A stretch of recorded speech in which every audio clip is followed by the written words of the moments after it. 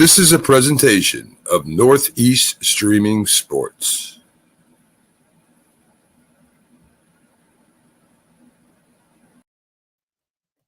Good morning, everyone, and welcome to the Mac and Jack Sports Show. I'm your host, Mac, with your co-host, sports guru himself, Hall of Fame. Boxing writer. I mean, boxing writer and former president of the Boxing Writers Association of America. Mac, I haven't been exhibiting too much sports knowledge otherwise, and you're trying to bump me up to sure. I'm an all-around guy. So yes. So Jack, let's get right into it. We got, of course, the Major League Baseball. Their pitchers coming into focus here. You got Tampa Bay versus Cleveland. These are the wild card games. Seattle at Tampa Bay, Philly against St. Louis. Seattle and Toronto. Yeah, sorry, and Toronto. Philly at St. Louis, San Diego at the New York Mets, with the byes, the New York Yankees in Houston, and the Los Angeles Dodgers and Atlanta Braves. So, we really haven't made our picks or discussed these games. Of course, they just got here. So, if you're to pick a team that's going to end up going to the World Series, Jack, in the AL, who are you looking at? Well, I mean, we're going to do our specific predictions for the playoff series on our debate show on Saturday. I kind of want that to be a little bit of a surprise, but we've already gone public. I know I have all season long with who I felt was going to go to the World Series, my preseason predictions, okay? And I'll stick with my preseason predictions. In the National League, the Dodgers go to the World Series. No surprise. They were a consensus favorite before the season began. Right. And they stayed a favorite, winning 111 games, having the best record in baseball. So they're a consensus favorite, and I'm with the consensus on that. But in the American League, the team I picked to actually win the World Series, not only represent the AL, is the Toronto Blue Jays. And that might be quite a shock right now because the Blue Jays didn't have as good a year as expected. They still won 92-70. 92 wins is fairly good, but it was below expectations, and especially them being a wild card coming in second to the Yankees. But I got to tell you, last year, it was the same thing with the Atlanta Braves. They only won 88 games, Mac. Right. And yet they beat out the Dodger team in the playoffs that won 106 games. So they beat a Dodger team out that was 18 games better. Yeah. So I like the Toronto Blue Jays this year to be what the Atlanta Braves were last year. I'm going to stick with my preseason prediction, and they're going to pull a major surprise, and win the World Series. Yeah, and in the American League, Jack, of course, I picked the Yankees in the beginning of the year. I'm going to change that to Houston. I think Houston beats New York in a tough championship game. They press on, and I picking them to upset the Dodgers. I think Houston is a really good team. They match up with the Dodgers really good. They're both very strong teams, but I'm going to give Houston the edge.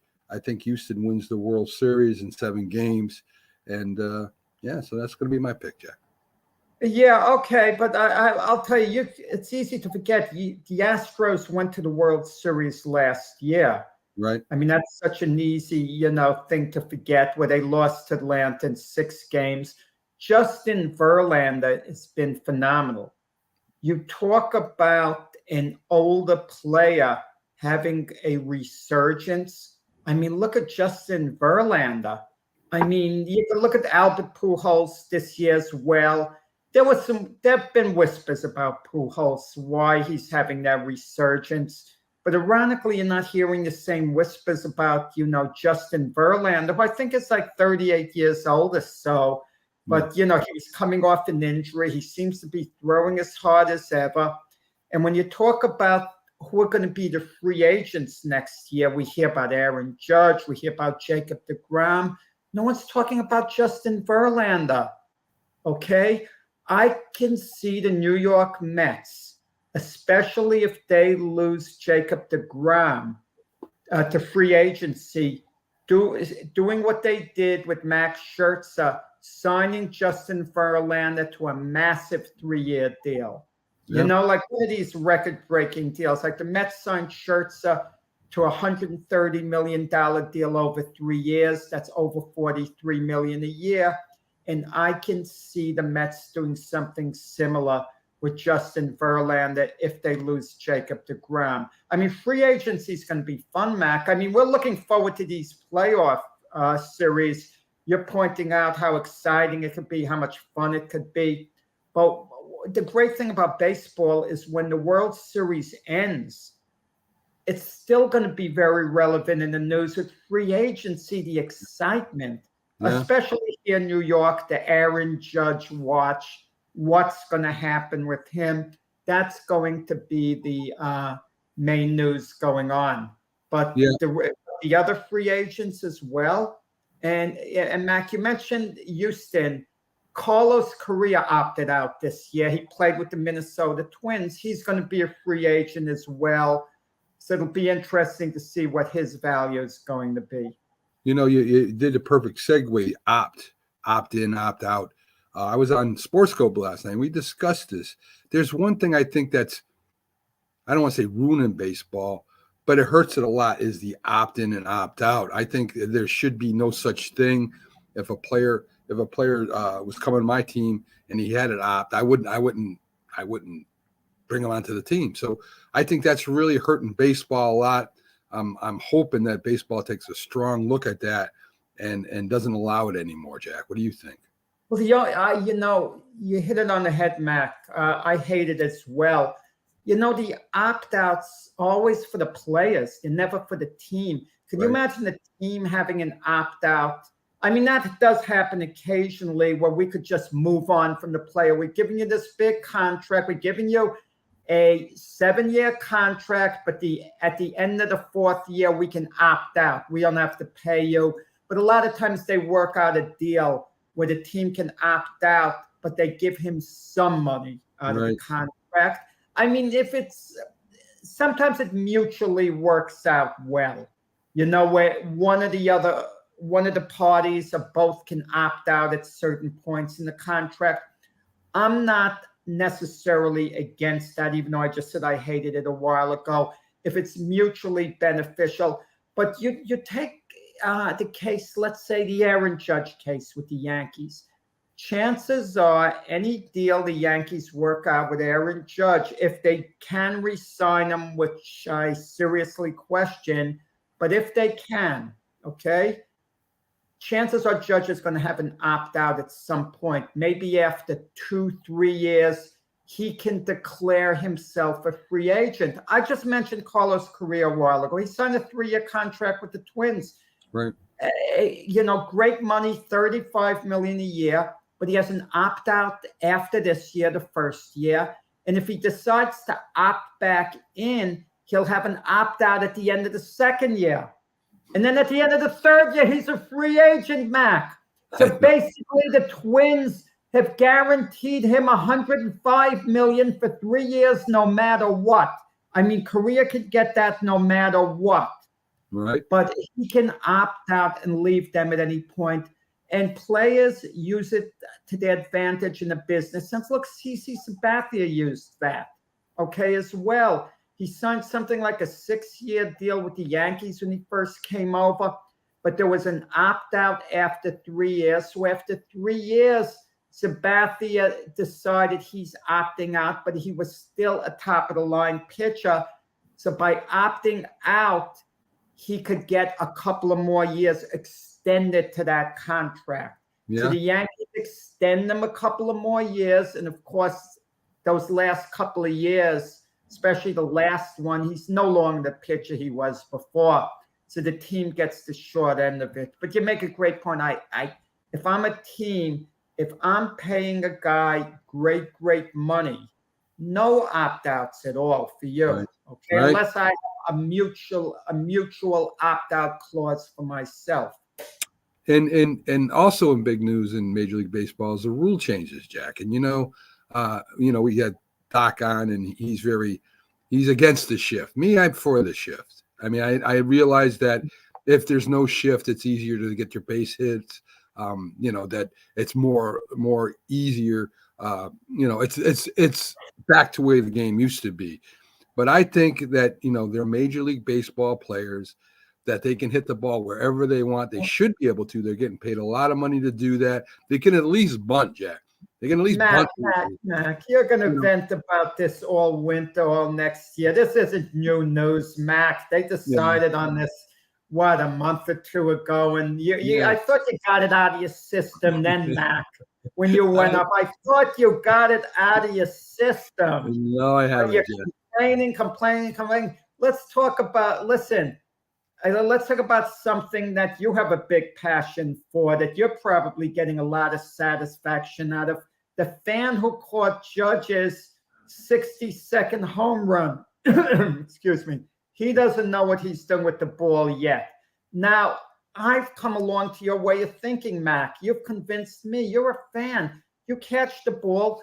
It's your ball. It's your souvenir, technically speaking. And I'm going to tell you something, Mac. The fan who gives the ball back, eventually that ball, years from now, is going to be auctioned off. Eventually, it's going to get sold. Eventually, someone's going to make money on it.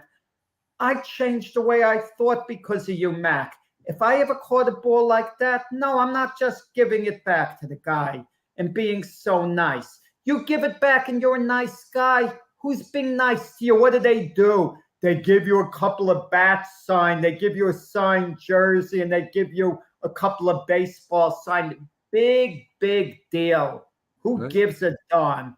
I mean, meanwhile, all the money they have. That kid who gave back Jeter's 3,000th hit. I mean, he's a great kid. He was going to school. No one helped him out with his college tuition. They give him tickets to go to Yankee games the rest of the season. Yeah, over the 20,000 empty seats, they're giving him a couple, tickets to go to the game, and some signed stuff. I hate it. And you know what the bad part about it is, Mac? This kid has to keep hearing, oh, you should have sold it. I mean, you should have kept it and sold it. And because he had such a good heart, he gets ridiculed indirectly what he should have done. I'm keeping the darn thing. Pags, just from the bottom of my heart, I haven't had a chance to speak to him in private. Condolences. Yeah. Thank you, guys. I know that you guys have been thinking about me, and I appreciate your concern and condolences. It was a tough week. But he would have gotten all upset with me if I didn't stay, if I stopped doing what I was doing. So it's the way he was too. So Paggy, brother, is anything you want to say about your brother? Just to he was a great guy. Very, very forthwith. You never were unsure of where he stood with things. He would definitely tell you exactly how we felt in no uncertain terms. He had a sense of humor that was very hysterical, but also in your face type. And I would say that I got a lot of my go big or go home from him. He definitely understood, like we would have Easter egg hunts with all the kids, and he would put out 4,000 Easter eggs. Wow. So it wasn't really a hunt. It was more of just a gather, because he would have like all the kids from the neighborhood come over to his place and have like 4,000 eggs thrown across the lawn. And that was just the type of guy he was. He was just really big on family, but a very, like I said, just very upfront. You never, like I said, never had to guess where he stood with you, and he was welcoming to everybody. It's going to be a big loss. Was he a big sports fan? As we know, there are things in life that are a lot more important than sports, and this is one of them. And again, Pags for me, Linda, Jack, all the shows. We wish that we give our condolences and hope that everything down the line goes well for you. So, we've been talking about Major League Baseball. Of course, the Phillies are, a wild card team. They're playing with San Diego, I think it is. Now we're playing St. Louis starting on Friday. Right, St. Louis. So it will be. I think you wanted to play them to you when you were talking earlier. You said I'd rather play St. Louis than any other team. So what are your thoughts on the Phillies? Do they have a chance to go all the way, or is this just going to be one of those years where they're competitive and they don't make it to the World Series? Well, I think that, like I said, getting St. Louis, it was probably the best team that they could match up against. I felt that really that these teams are very similar, constructed, that they deal more with their hitting than their pitching. And I felt that in comparison to going up against the Mets, obviously because the Braves wound up winning the division, I thought that the Phillies would have a much better shot going up against St. Louis, just because I think the Mets are in their head. That being said, I realized I was just informed yesterday. I thought that if we beat St. Louis that we would play the Dodgers. That's not the case. This is bracket, and we are actually going to wind up playing the Braves after we beat the Cardinals. And I'm talking forward because I think we will beat the Cardinals. Yeah. Well, take a look. This is a blast from the past. Pete Rose, a Philly, and Stan the Man Musial, the greatest Cardinal in history. Yep. I mean, that was at Vet Stadium, right? He broke that. Yeah, he broke that record at Vet Stadium. Exactly. But I agree with you. I mean, Phil, I'm going to reserve my picks for Saturday for the debate show. But Phillies are in with a reasonable chance against St. Louis. It's a great series. I mean, that is a decent matchup for them. And if they advance, who knows what happens the next round? You just advance, take it a round at a time. I agree. I feel that that there may be. I mean, I'm trying to think if there's anybody who was even on this staff. The only person I could think of that could possibly have been here in 2011 was Nola, and I don't think he was. I think he came a little bit afterwards. But when you think about the last playoff series that we had was against the Cardinals. And we lost 1-0, in a pitcher's duel that I think lasted 2 hours and 15 minutes. So it was one of those games that, and then the end of that game, you had Ryan Howard with his Achilles, just like literally, I think it was the first batter hits a home run against Holiday. And that's the run that was the winning run for the entire game and the only run of the entire game. So it really is, fitting that I think that we enter back into the playoffs against the Cardinals. And I expect it to be a good series. I think it's going to go to Sunday. I think it's going to be a 3-game series. And I think on Sunday we're going to kill 2 Cardinals with 1 day. But it has to be a good feeling. Even if the Phillies get eliminated by St. Louis, let's say they lose, 3 games, 2 games to 1. I think the Philly fans are satisfied with the way the year went. I mean, I think there's a level of satisfaction and looking forward to next year. I don't think people in Philadelphia are going to look at the year as being a failure in any way, shape, or form, because during the time Joe Girardi left, they were struggling a bit. They weren't in playoff position, and they got there. So I think there's a feeling of satisfaction with how the Phillies have done, no matter what happens against St. Louis. I agree. I think that, that I don't think that the whole fan base is 100% back and on board. I think that there's still a segment that feels that we should have won a lot more back in 2009 and 10, 11, and so on. And that getting back in the playoffs is the first step. I watched the celebration and I was around some people that was saying, I don't want to see them act like overboard on the celebration. I'm like, I don't know that that's the case. I think I want to see them overboard. I want to see them get excited about being in the playoffs.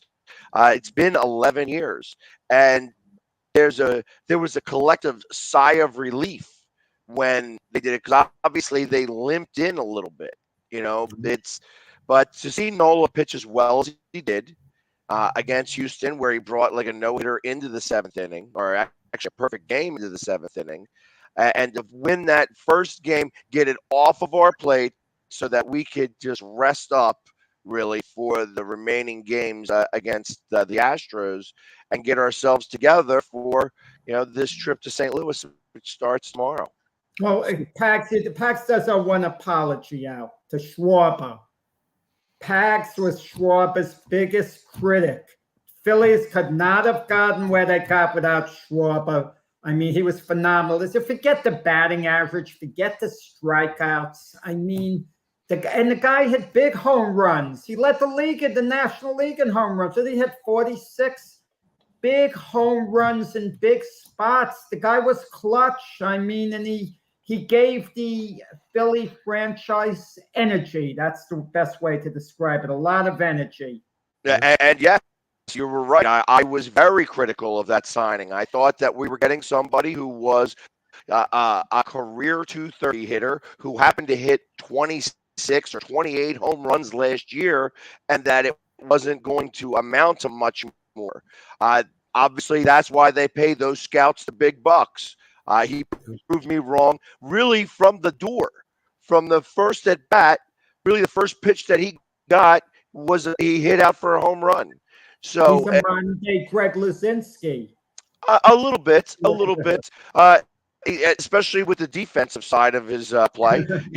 But I mean, literally, like, he was able to prove me wrong, and I like it when they prove me wrong, especially when I'm somebody who's that critical of that signing. I thought that Castellanos was a better signing, and it kind of looks like the opposite way now, that Castellanos was, struggled this first year, but he also struggled his first year when he was with the Reds because of the change of scenery. It takes him a little bit more time to adjust.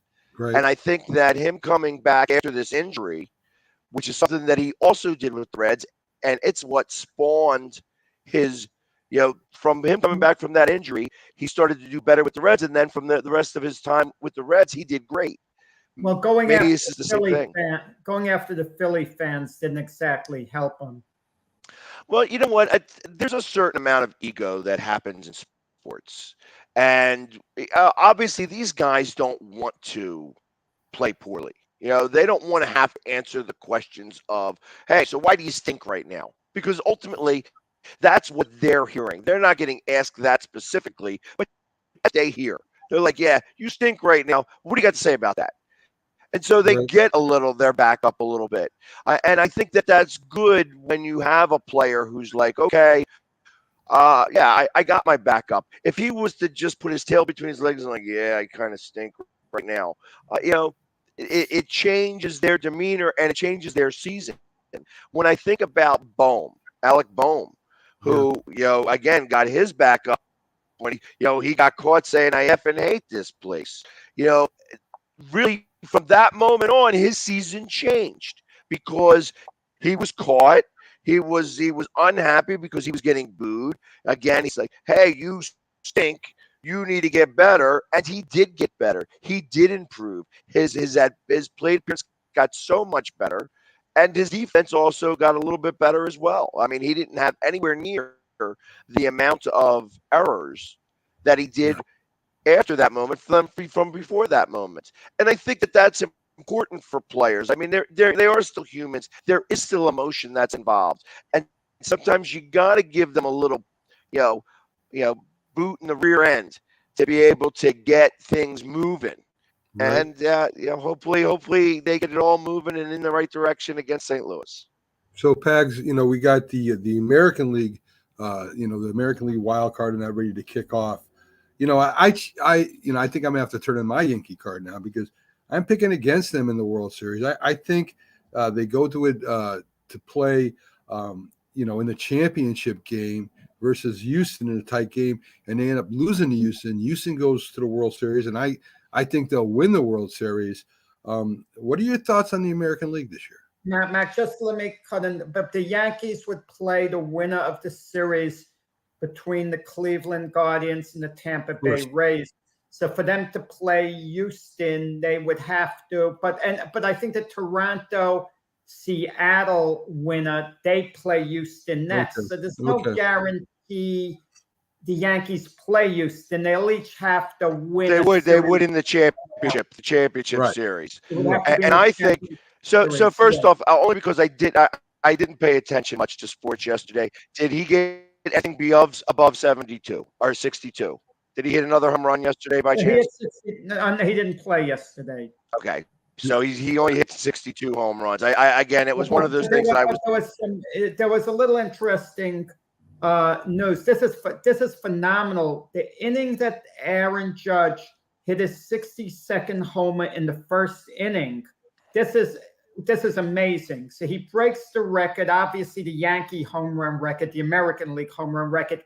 The bottom half of that inning, Garrett Cole breaks the all-time Yankee strikeout record. He breaks the record held by Ron Guidry. What were the chances of it happening in the same game in the first inning? Talk about coincidental. A franchise that's been around forever like the Yankees to have two storied records, the home run and strikeout record in the same inning.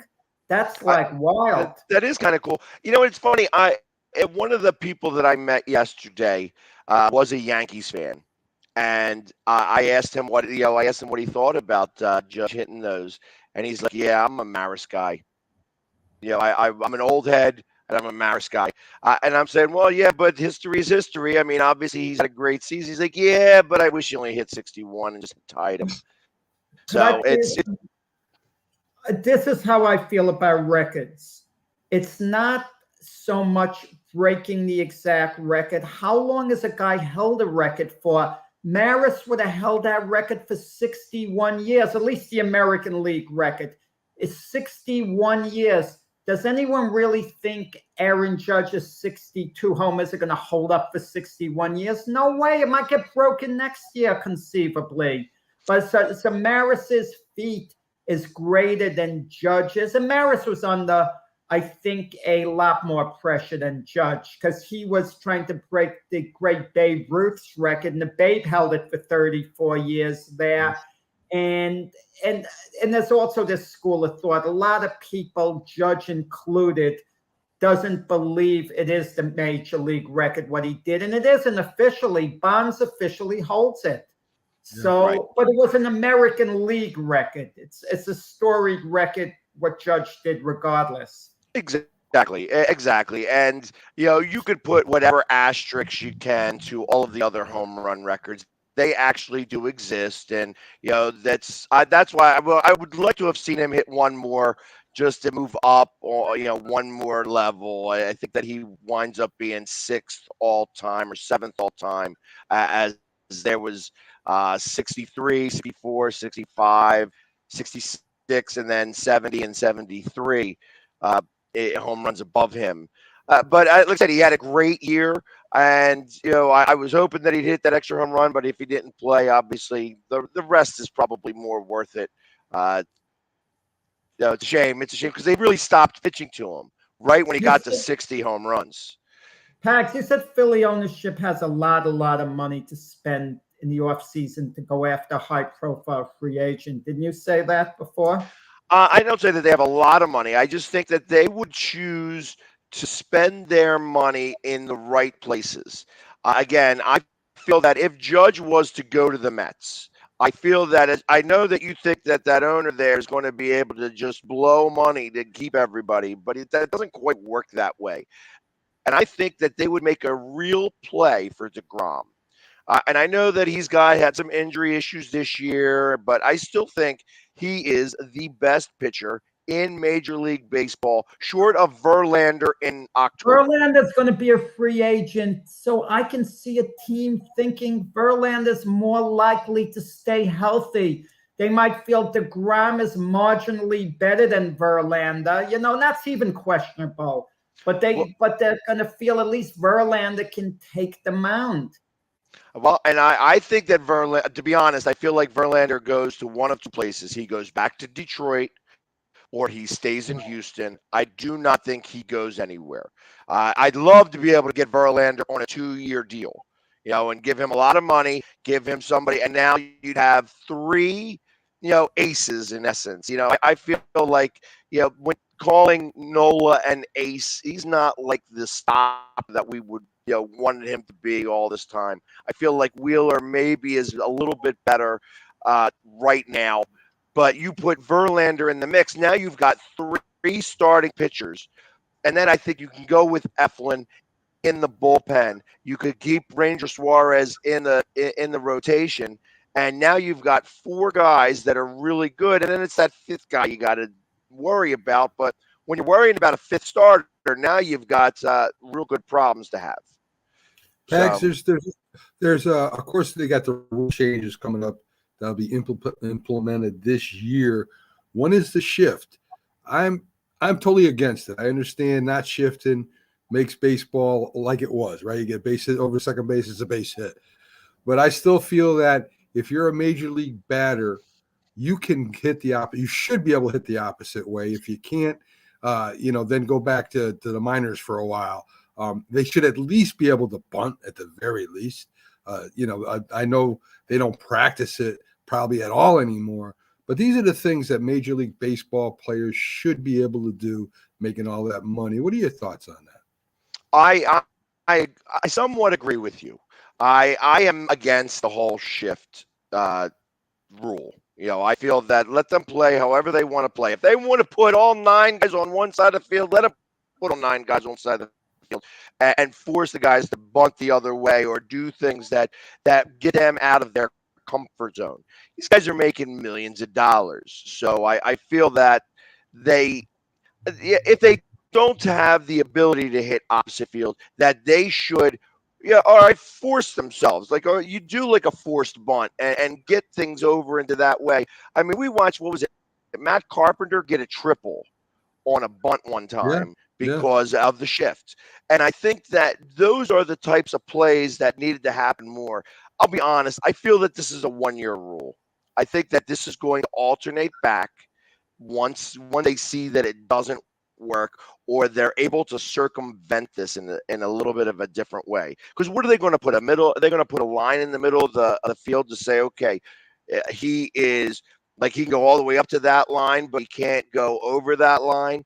Right. It's going to be very ambiguous. It's like, well, if he's close to touching second base, if he's in the area of where second base is, does that count, or is it he got to be completely over for the rule to be subsided? I think that there's too much ambiguity to the rule to really be enforced properly, and I think that eventually it's going to disappear.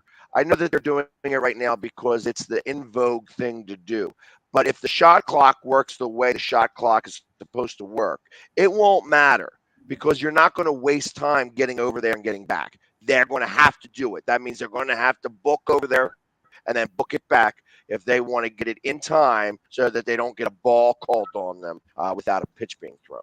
Well, the guys, but with the shift indirectly, it affects the big power hitters. Like yesterday, the batting titles were decided by, the guys who won it were non-power hitters who the shift wouldn't have been any issue with them. Jeff McNeil of the Mets, he edged out Freddie Freeman for the batting title.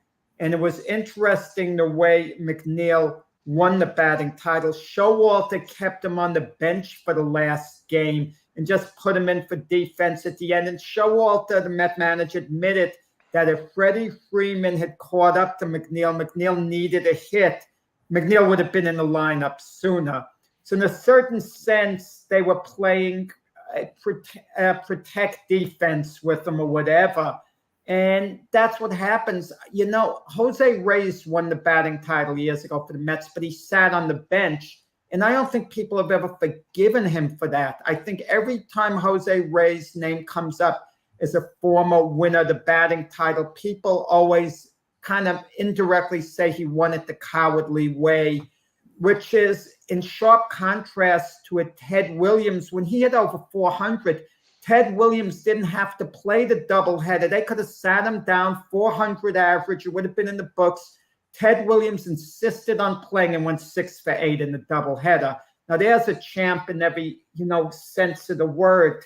And Well, Aaron, and I absolutely agree with you. I kind of feel the exact same way. Like I feel that yes, they should play. I understand why they don't because I mean these guys have egos too, and it doesn't matter how they win. Nobody really says 5 years down the line, "Hey, you won the batting title, but that was because you didn't play that last game." I mean, he could have gone 2 for 4 in that game, and he would have raised his batting average. So I mean, it's hard to really say. I mean, obviously, the manager did what he felt was right for his player, and it's going into the play. You want your player to feel good. He just won the batting title. If that gives him a little bit extra in the playoffs, then you want that. I don't think that the Mets are going in guns a-blazing, obviously. I feel that they kind of limped in a little bit as well. And I think that anything that you could do to spurn up some excitement or some ego or some backbone for any of your players, you have to do that. And if it happens by sitting them, then that's fine. Then you But conversely, you mentioned Aaron Judge before. Obviously, you were dealing with more important things. You didn't know whether he played. They kept him on the bench yesterday, and he was a few points behind for the batting title, Judge, going into the game, behind Luis Arraez of the Minnesota Twins. And to my way of thinking, play Judge as a designated hitter. Let him get up the first time. If he makes an out, he's not going to get to the batting title. If he could go 4 for 4, a 4 for 5, he's got a shot at getting it actually still, especially if Arraez, they don't play him or he has a bad game or however, because I'm sure the Twins were keeping an eye on what the Yankees were doing with Judge when they would get their guy in the game if Judge caught up to him. In my way of thinking, if he makes out the first time he's at bat, then you sit him for the day, but give him that outside chance as a DH. You're not in the field, so you're resting, and they didn't do that. I kind of agree with that in a lot of different ways. First off, I feel like after he hit 62, they were ready to pitch to him again. So he hit 62, he gets pulled from that game too, did he not? They actually rested during him. The game he did get pulled. So he got pulled from that game because he was only the DH there, and then he gets the right field in that. He was the right field in that game, and they. Oh, okay. I could have swore I saw it as a DH. Maybe it was game 2 of that because he was right fielder in game 1. He was only the DH in game 2 when he hit the home run. I thought that was the case, but I could be wrong. It doesn't matter. But maybe I'm wrong. Maybe I'm thinking of when he tied the record. That. Yeah, we were watching this Judge thing, and I could tell you, I know Mac had to get tired of it. The drama was unfolding so many games where he wasn't hitting number 62. I got tired of it. I don't know about you, Mac, Pax, watching Michael Kay, the Yankee announcer, saying, now we welcome all the other outlets coming in. This was going on for so long. Yeah. I don't even think the Maris family was in Texas at that point. They were in New York. They were in Toronto, but enough is enough. I remember at that point you make a video and just Hank say, Aaron, now I understand Hank Aaron didn't want to be there when Barry Bonds was hitting the homers. You got the feeling it didn't mean as much to Hank Aaron losing the record as it meant to other people. I don't know what he was thinking, but Hank Aaron said, look, I don't want to follow Bonds all over the United States, traveling, sitting at the games. It's tiresome to him. So he made a video. He congratulated him. How would you feel if you have to follow a guy all over who's breaking your record? It becomes a job. It becomes a burden after a while. Right. And because, I was going to say, well, it's not expensive because Major League Baseball pays for all that. True. But you better be paying me. You know what I mean? That's like, listen, it's not my job to follow this guy around. So I better be making some type of coin if you're going to want me there at these locations. And the thing is that they don't. They're like, hey, we'll pay for you to be there. You could get the suites. You could eat the food, but you're away from your family and all this stuff. It's like, hey, listen, if you're going to make it a job for me to be there, then you pay me to be there. It's like Major League Baseball ain't broke. So, but I don't think that they do that. I think that it's more of a courtesy for them to be there during that time. And I think a video does just the same. It's like, up in New York, if he would have broken it in New York, I can appreciate the Maris family being there Yeah. and kind of passing the mantle over to Judge. But once he goes on the road, I don't think it's necessary. I think you just make a video, you congratulate him, and you wish him all the best, and then you have a moment back at Yankee Field when you can actually do something either for right before the playoffs start or do whatever. But the fact that, to go back to the story on why they sat him, I felt that the moment he hit 62, that's when they were going to pitch to him more. So I felt like he had more of an opportunity to really win the Triple Crown and like hit more home runs. And I think that Aaron Boone was just, again, this is another buffoon move that he did that actually hurts one of his players instead of, hey, listen, they got 3 days off, 4 days off before they have to play again. What's going to be the big difference? He's going to get plenty of rest.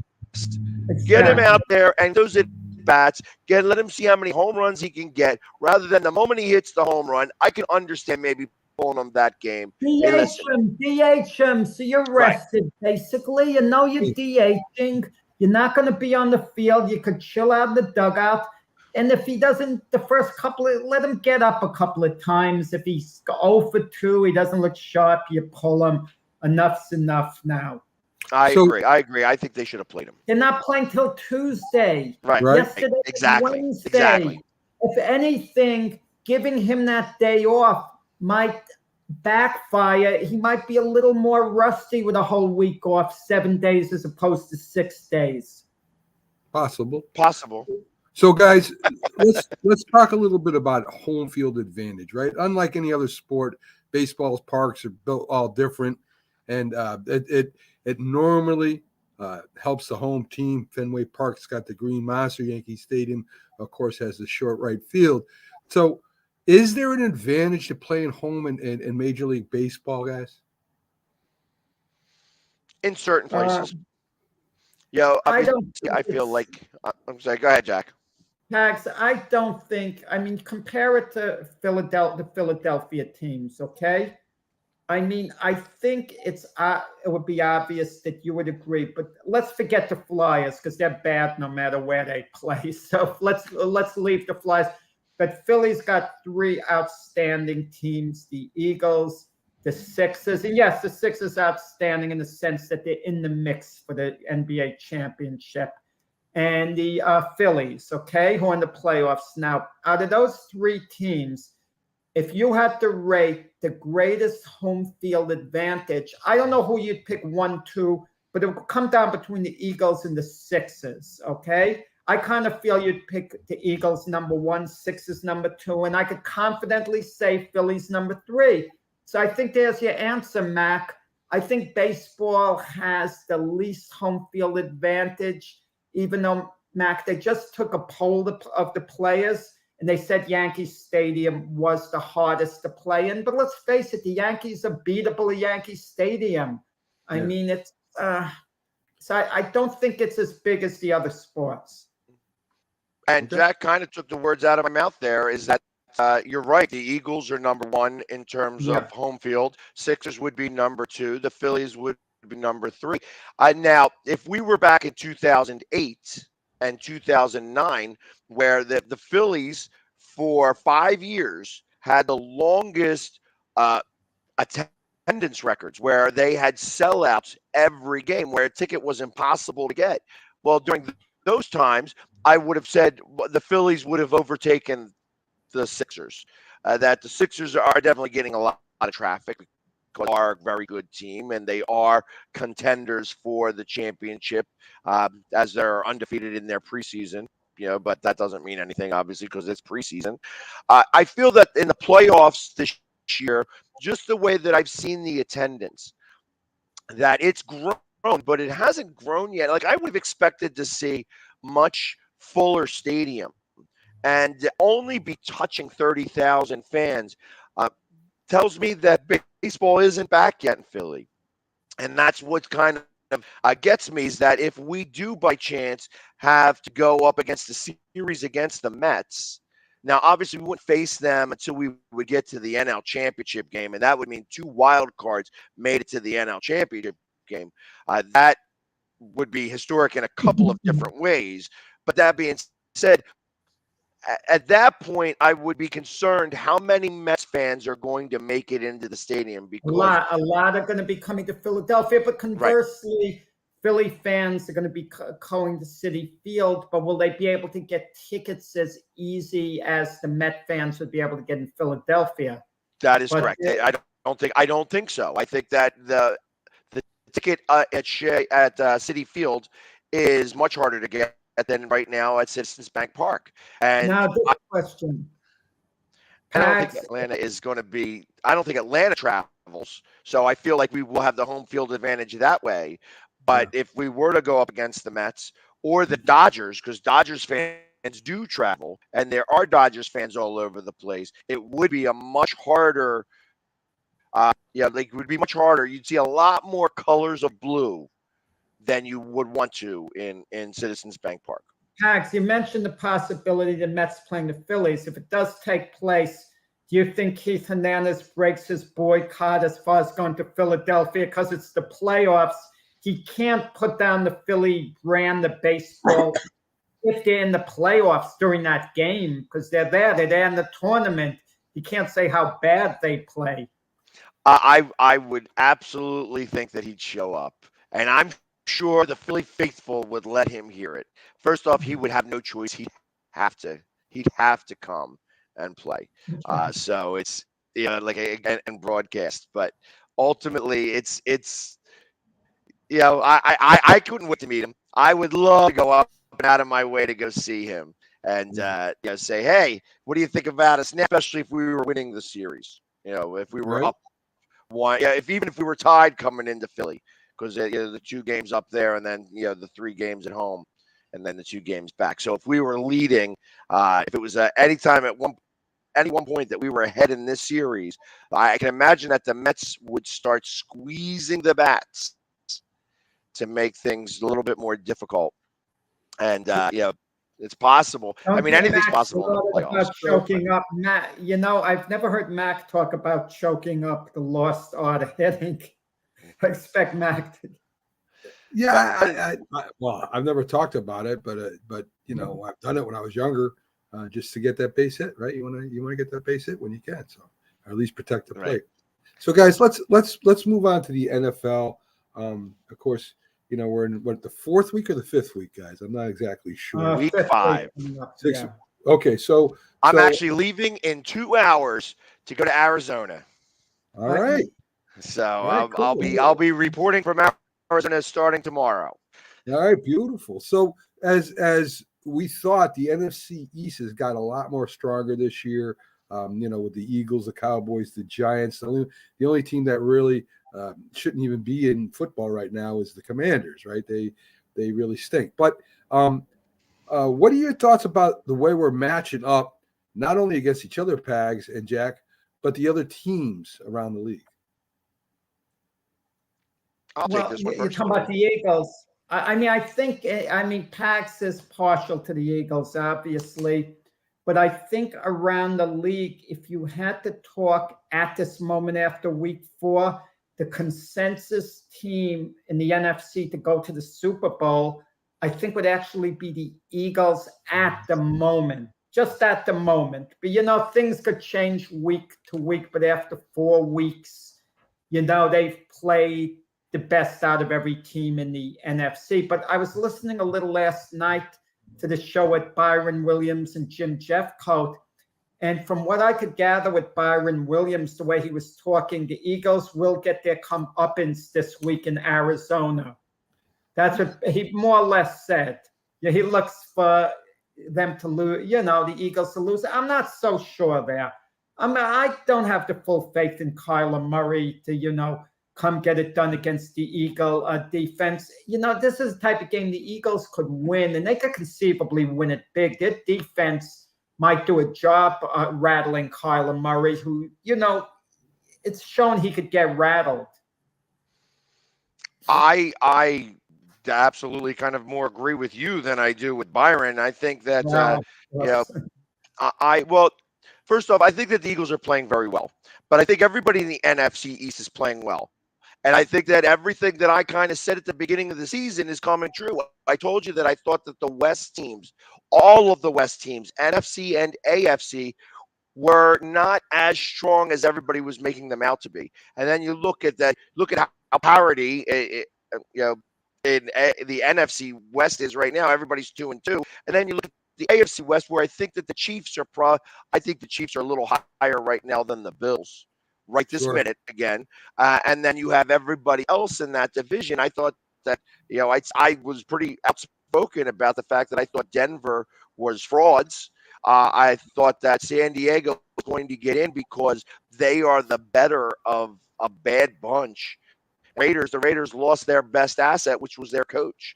So I kind of feel that right now, very specifically, the way that the teams are playing right now, I expect 3 teams out of the NFC East to make the playoffs.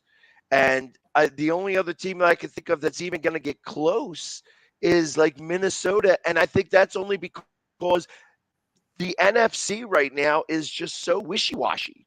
Like I feel like, when I think about who's going to win each division, I think Tampa Bay is the best of a bad bunch down there. I don't think Tampa Bay is very good right now.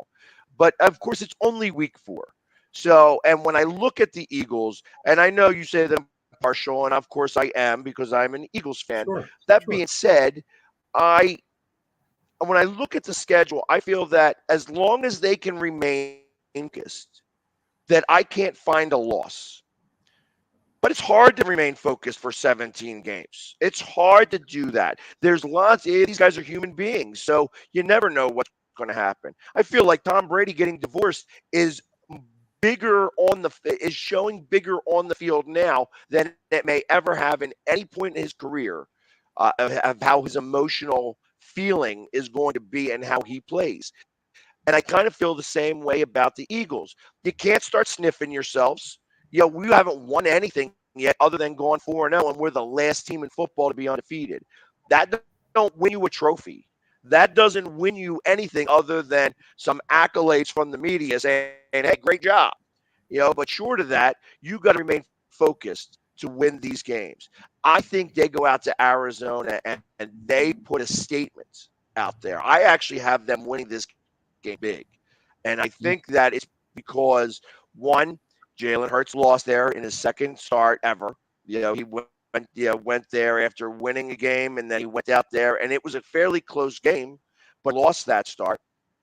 And I feel that he remembers that. 2, he's compared to Kyler Murray all the time, so he's going to continue to show that he's better than him right now, even after all that money. And I'll be honest, I don't think Kyler Murray's studying his playbook. And I think that that's showing a little bit here, like that they made a big joke of it, and media got all thing. And he's like, oh, I can't believe all this. But I kind of feel that he's not putting in the work. And that's part of the problem with the Cardinals, that they aren't putting in all the work. If the more work he puts in is the better he would show on the field. But he's not putting in that work right now. He's getting a little too complacent. Pax, we had Jim Jeffcoat on Sunday. And he, through his years in coaching, he has tremendous contacts around the NFL. And Jim never likes to trash anyone, but he was told by the coaches at Oklahoma, where Kyler Murray had played, in the quarterback room with guys like Baker Mayfield and so on, that Kyler Murray was the biggest eye guy of all, by far, not even close, who put himself ahead of the team. And that should be pretty revealing, in certain ways. But I agree. The leopard, the tiger doesn't change his stripes. That's kind of what I'm getting at here. And without Hopkins, he doesn't have the weapons.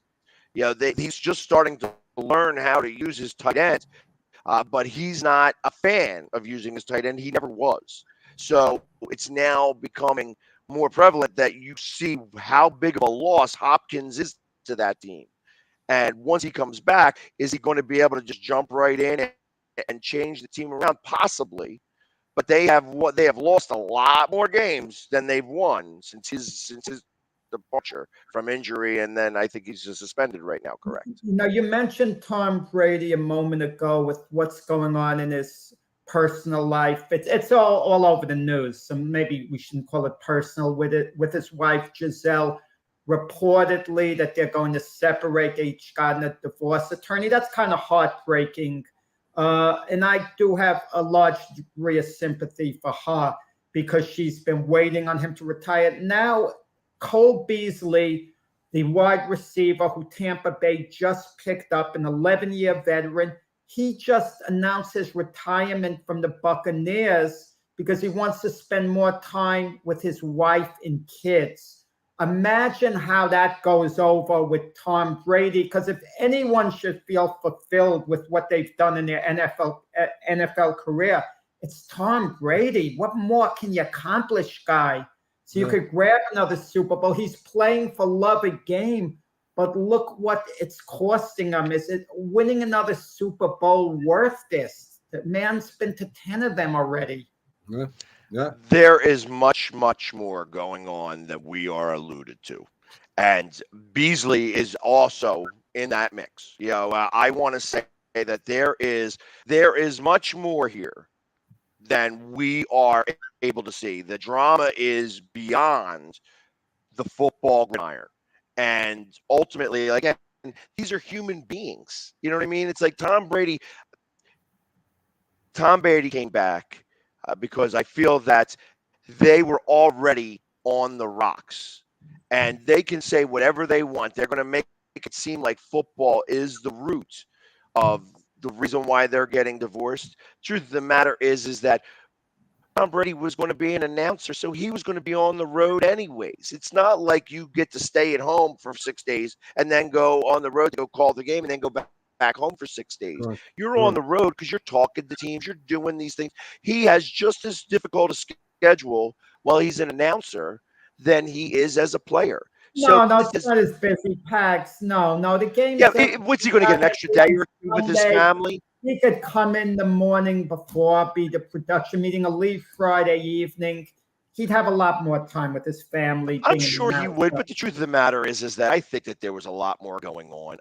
You've heard me make jokes that Giselle's got a boyfriend and that I want to record on it, and I'm trying to get the picture and whatever. Truth of the matter is that these things happen. You know what I mean? And like I said, they're human beings. There was something else going on. It's not football that's causing this breakup. It's their relationship. It's like, again, it becomes an ego type of situation. This Cole Beasley, I want to go spend time with my family. I think it had more of an ego situation between, hey, I'm here and you guys aren't using me. I got to play 13 plays. That's it. I get 13 plays out of all this. I'm getting out of here. I don't need this grief.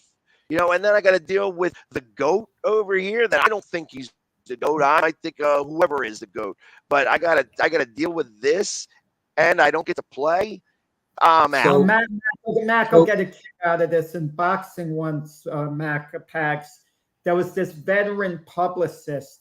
He got let go by the promotional group he worked for. Okay.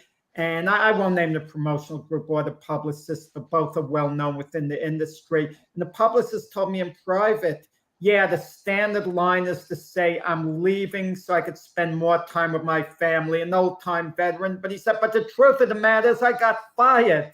So now we have a meeting, and he's there with the Boxing Writers Association. And I say his name saying, well, I want everyone to know he's leaving the group now so he could spend more time with his family.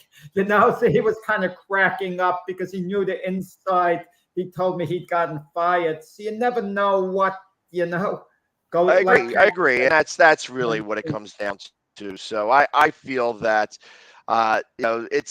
it's funny to talk about that. Hey, I got to go be with my family. I got to do whatever. He might have gotten fired. It may have been a blow up in the locker room between him and Brady. It could have been just the frustration of the fact that he wasn't getting any playing time, that he's been this good for so long, and now all of a sudden he's not getting it. That he's probably getting compared to some of the other slot receivers that Tom Brady has had throughout his career, and he may not like what Tom Brady says about stuff like that. Like there's so many other possibilities of what is going on rather than what I think is we're. Yeah. Sure. So, guys, we're going to take a real quick break here, and we'll be right back after these things. I'm sorry, guys. I don't mean, but I do have to get rolling here because I'm leaving here in an hour to go to Arizona. But I wanted to stop on. I miss you guys. I miss you guys. Doing this. Yeah, we knew what you were going through, and it's like, we pay tribute to your brother. I didn't know him, but he sounds like he was a terrific guy who would want you to continue what you absolutely. Were doing. Hey, and the last time I had a family member who was a really, really big Eagles fan, unfortunately passed during the season, we won the Super Bowl. So now this is just kind of setting up this way. He's going to help us win this year. All right. So listen, guys, have a good one. I will see you tomorrow. I will be on the show tomorrow. So I'll stop. Take care. But, all right, thanks. Have a safe flight, my friend. Take care. I appreciate it. Thank you. So there's the Philly sports guy heading to Arizona for the big game there. As I said, we'll be right back after these words. I mean, you can see right now, without LeBron, Lakers are struggling. Let me tell you about a team I hate, all right? I know the Dallas Cowboy fan is here, so I had to make sure he knew how much I hate this team. I'm ready. I've often said that the people who run baseball, they try very hard to ruin it. I'm from Brooklyn. I don't have a problem saying it to his face. Oh, I'm from Brooklyn. Hey, get any...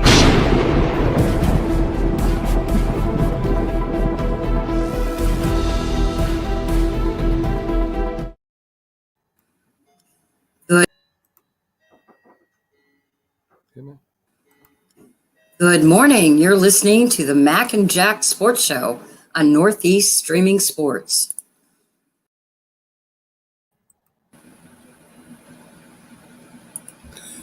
This is a presentation of Northeast Streaming Sports.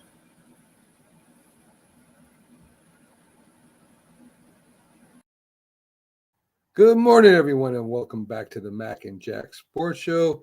I'm Mac, and right now Jack's chair is sitting in for Jack as we cover some more sports.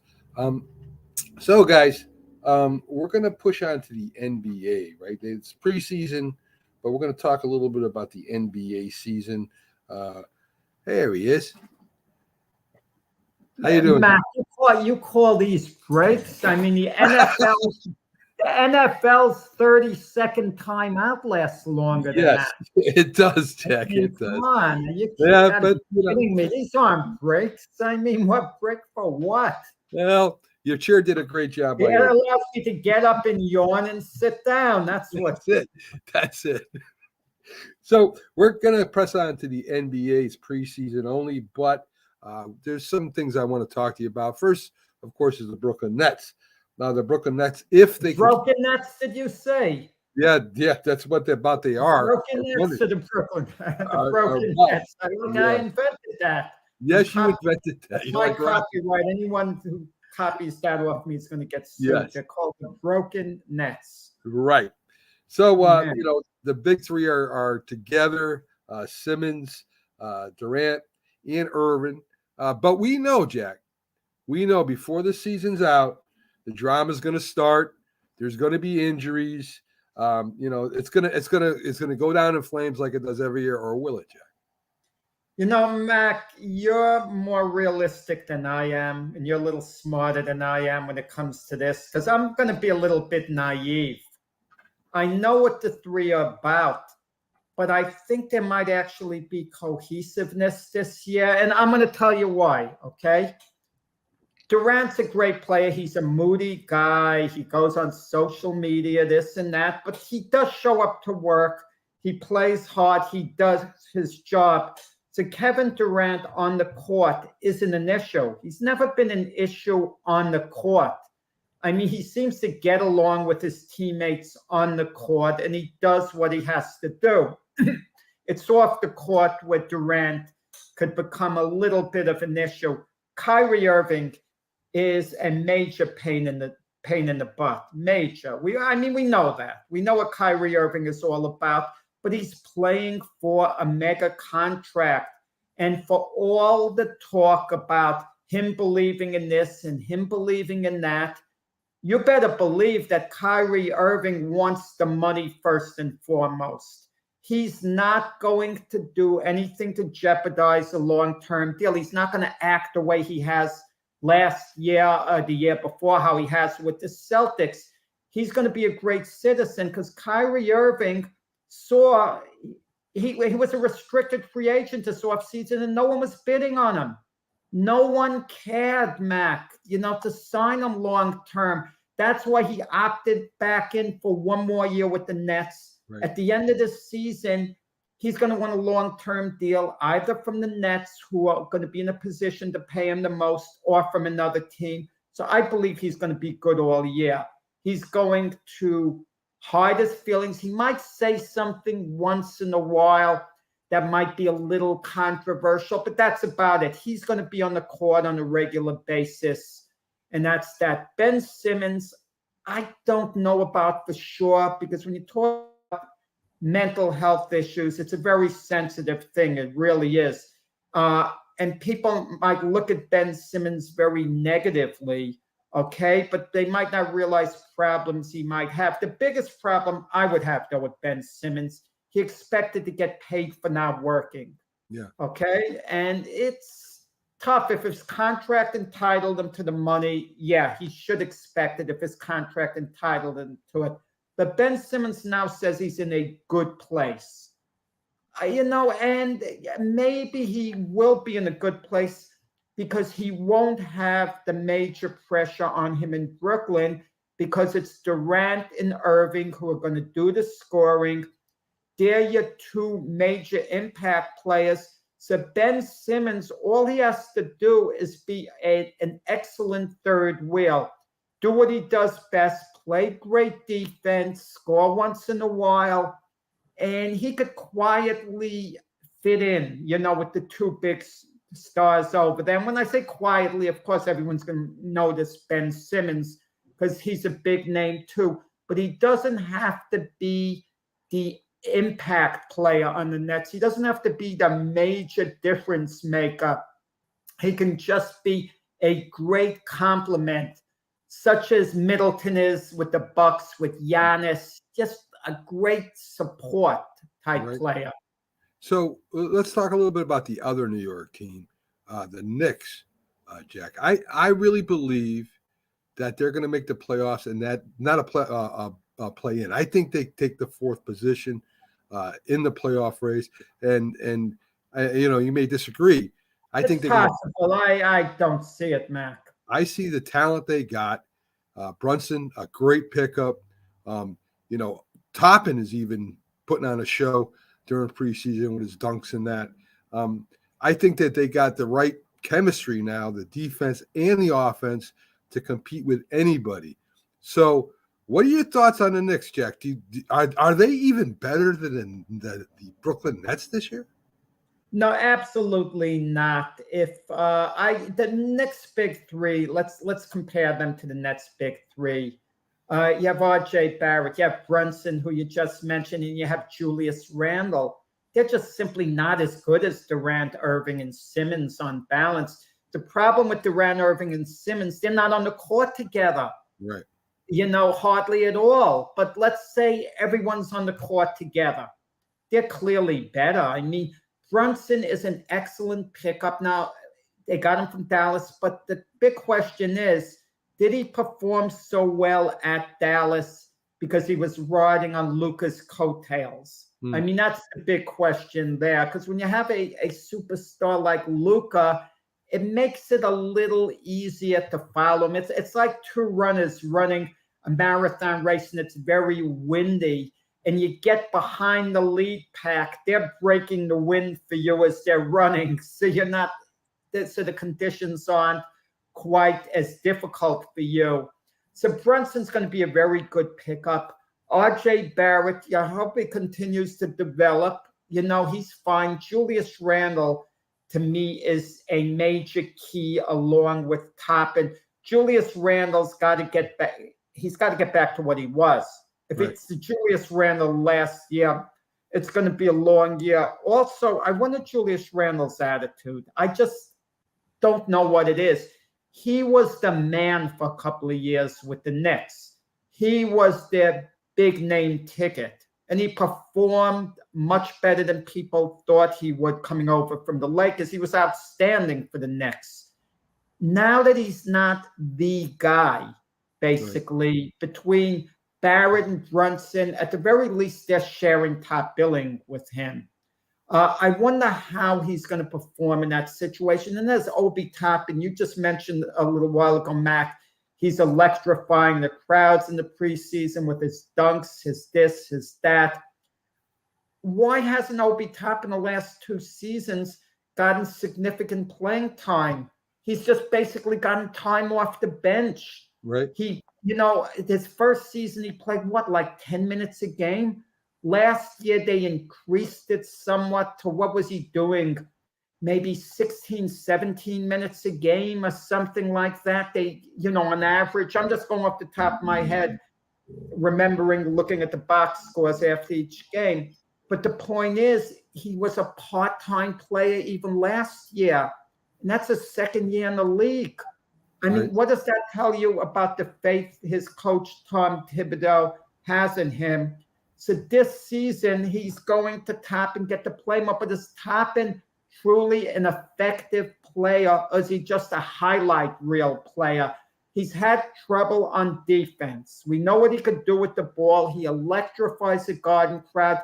You don't want to move on from a guy like that. I'm going to tell you why. If I'm an owner, I want Toppin on the team because Knick fans look forward to seeing him. He's charismatic. You go to a Knick game, Toppin slam dunks the ball, you're going crazy. Even though they go down the court and the guy blows by him and scores an easy 2 right after that, you're still electrified by the dunk.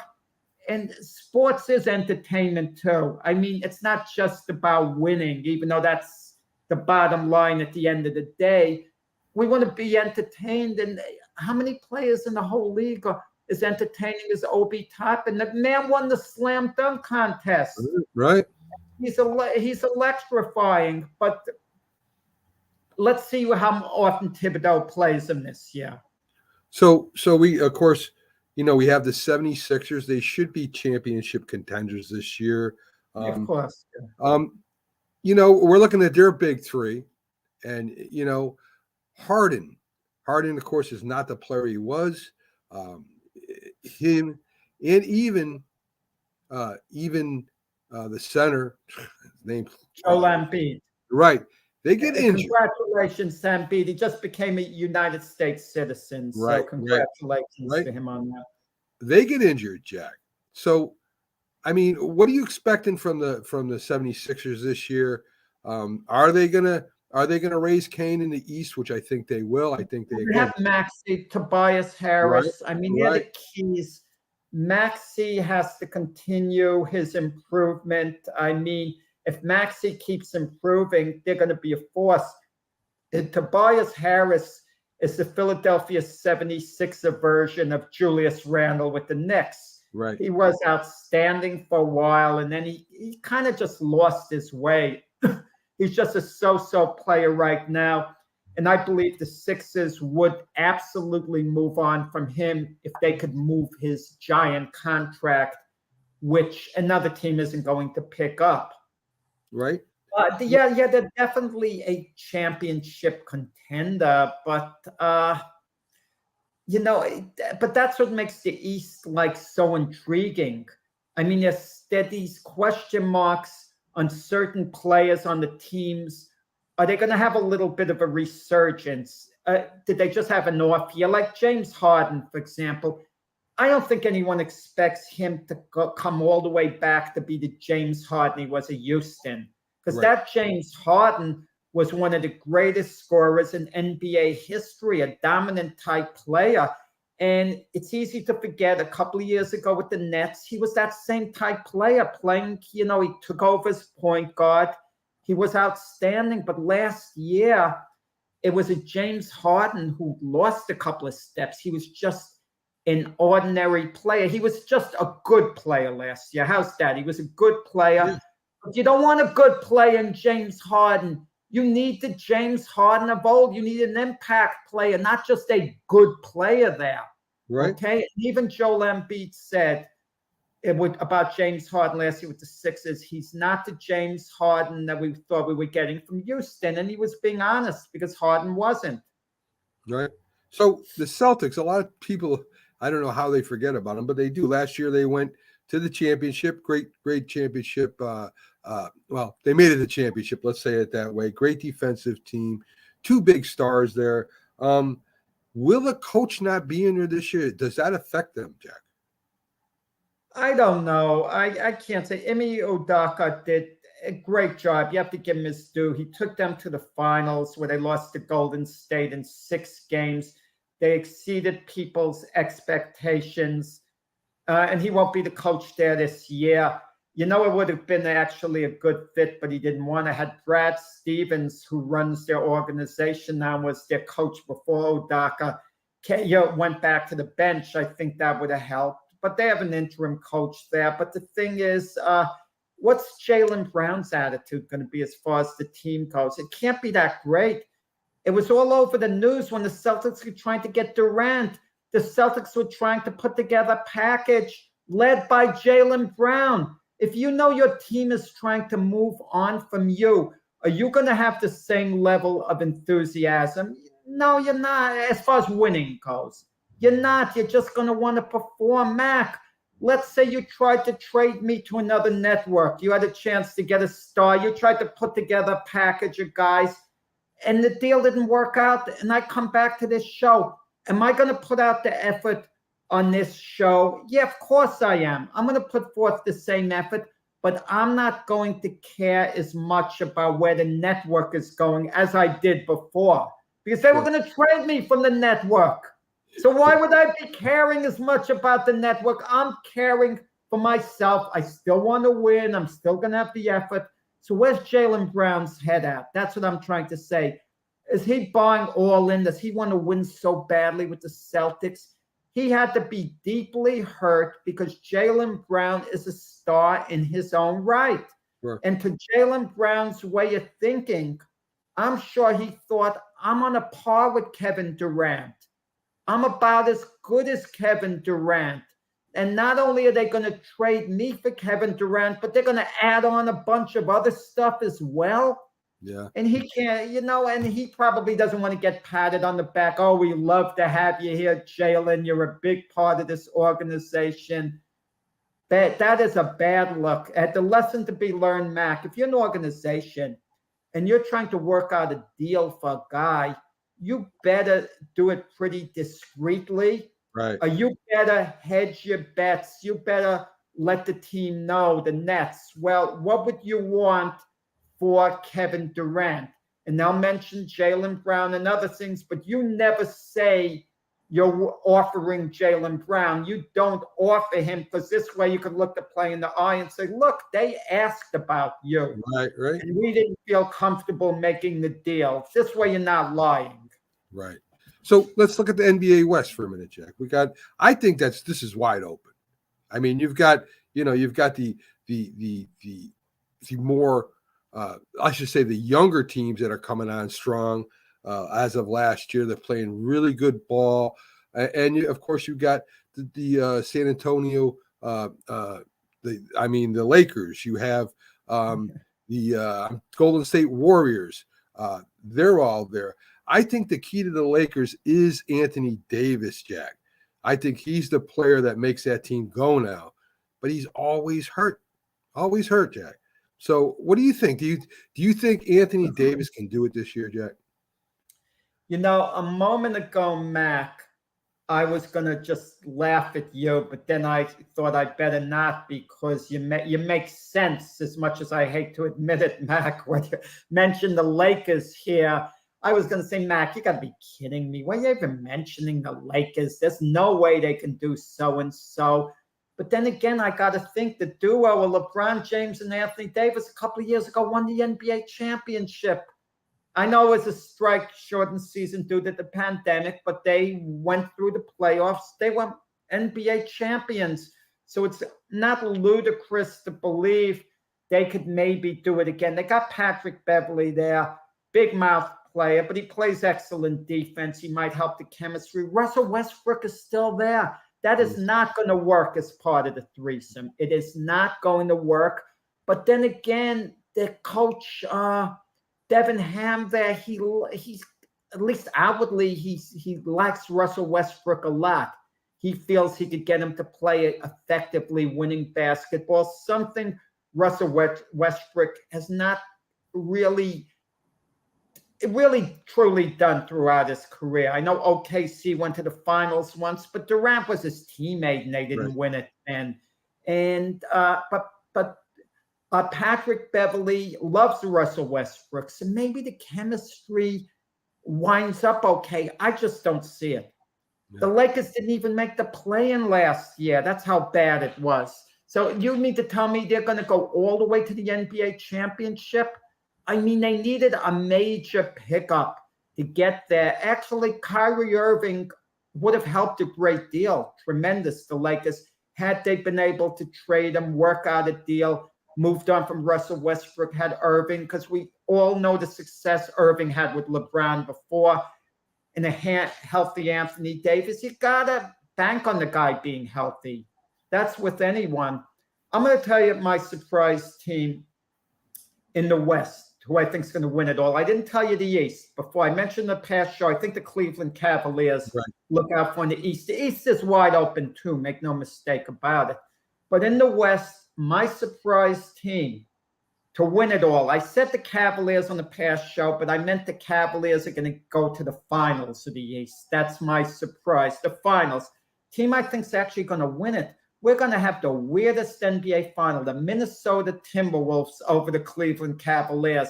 It sounds weird, but the Timberwolves pulled off that massive deal for their missing piece, Rudy Gobert. Yep. Maybe the best rim protector in the NBA, maybe the best defensive force in the NBA. You match him up front with Karl Anthony Towns. Now you got Anthony Edwards, excuse me. You have D'Angelo Russell. You got a heck of a team there. And the Timberwolves took a huge step last year. They nearly beat the Memphis Grizzlies. And had they beat the Memphis Grizzlies, they then would have advanced to play Golden State. But what I'm trying to say, they're there. Golden State Warriors, maybe they're not being given their respect. They're the defending NBA champions. I don't know, did you see the news? There's already maybe friction there. Draymond Green is at it again. Yeah.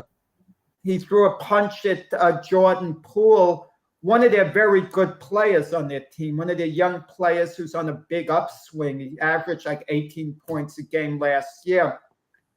Now the Warriors are thinking of disciplining Draymond Green. They feel they have to do something about what went on in practice. You just don't throw a punch at a teammate. I mean, you just can't do unless you're Michael Jordan, then you can do that. But even Michael Jordan, you know what I liked about Michael Jordan? I'm not saying I like him as a person. Any guy with his money, I heard, who doesn't tip people, he goes places and doesn't leave a tip. Or at least he didn't do it for a long time. Him and Tiger Woods, great guys. More money than anyone, but it's beneath them to leave a tip. Yeah. That right there tells you a lot, whatever. But Michael Jordan, he listened to coaches, at least. He wasn't like a LeBron James who wielded his power to the point where he decided he's the boss. Right. And LeBron has basically been a coach killer around the NBA. That's the perception, at least, okay? If you look at LeBron's history, which I gladly go over, if we wanted to, the amount of coaches he had difficulty with, he didn't like, and eventually they moved on from him. But Michael Jordan, when he threw that punch at Steve Kerr in practice, even Michael Jordan said in that documentary that they had, Phil kicked me out of practice, meaning Phil Jackson. How many superstars are going to push their ego to the side and say the coach kicked me out of practice? Someone who had the power of Michael Jordan could say, hey, I'm not leaving here. And if you're going to bench me the next game, I'm just not showing up. Right. You know, this is whatever. But and then what happened when Phil Jackson, some in the locker room, Michael Jordan said, I know. Get me Steve's number. And he called up Steve Kerr. They talked about it on the phone. And that it was handled the right way. Right. So, Jack, we're going to push on to your profession, I should say, or what you've covered for your life here, boxing. Some big stories that have come out: Triple G, Canelo, a little Jake Paul news, a little news with Mayweather. What are you looking at as? I'm going to tell you the big news. The big news. Let's get right to it. There's a fight scheduled to take place in England tomorrow between Chris Eubank Jr. and Conor Benn. Now, their dads, Chris Eubank and Nigel Benn, were fierce rivals back in the day. They fought twice. They had a bitter rivalry. Both are from England, the UK, and they were both world champions. Both had big wins. Chris Eubank was a long-time WBO middleweight champion. Nigel Benn also held one of the belts as well. And Nigel Benn in this country, to give you an idea, what he did, he stopped Iran Barkley in 1 round, stopped Doug DeWitt in 5 rounds, had the tragic fight with Gerald McClellan when McClellan was badly hurt in that fight. Eubank had one with Michael Watson as well. So they had a rough go of it in those fights. They were bitter rivalries, bitter enemies, the dads. And even after they retired, they were bitter enemies. But they went on tour recently together, and all of a sudden they put it behind them, and they got along well, and they kind of buried the hatchet.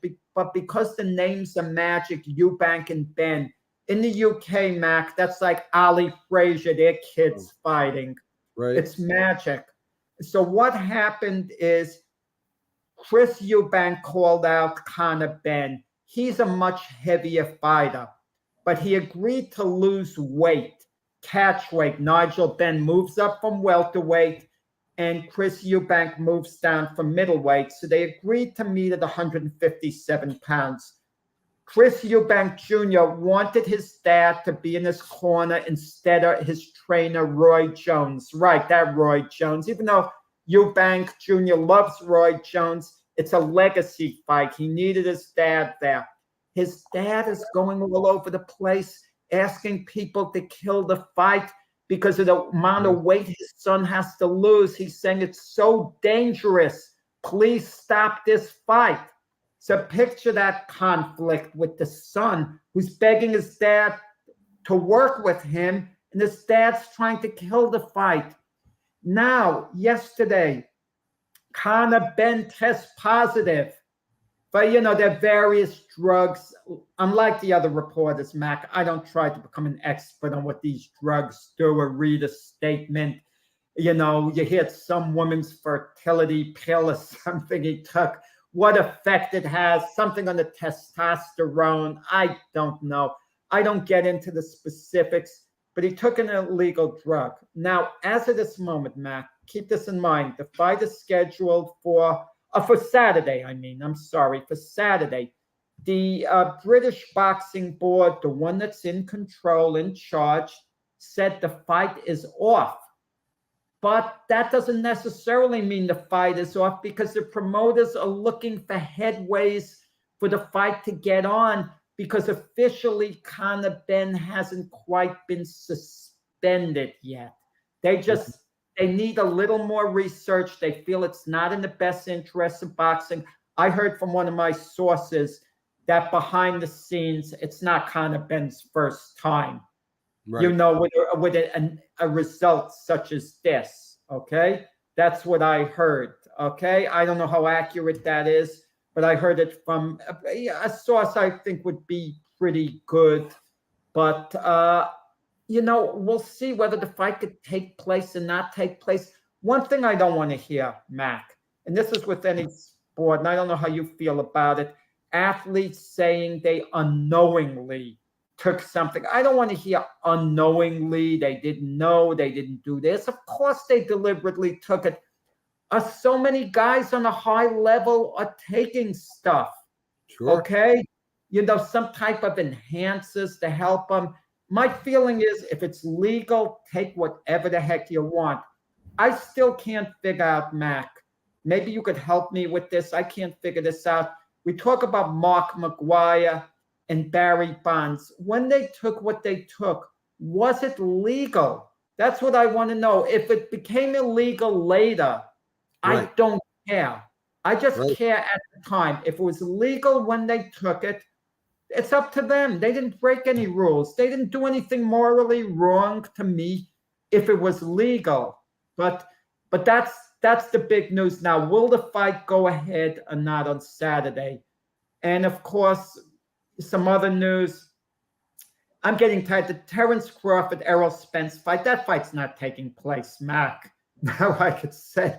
I said in the beginning when ESPN reported the fighters had agreed for the fight to take place a few months ago, I laughed about it because I put in some calls to my sources, and I was told ESPN has no clue what they're talking about. Sure. But then as time went by, the Showtime boss, Steven Espinoza, was really pushing for this fight, okay? Really pushing for it. And when you could, big money talks, people are always going to listen at the very least.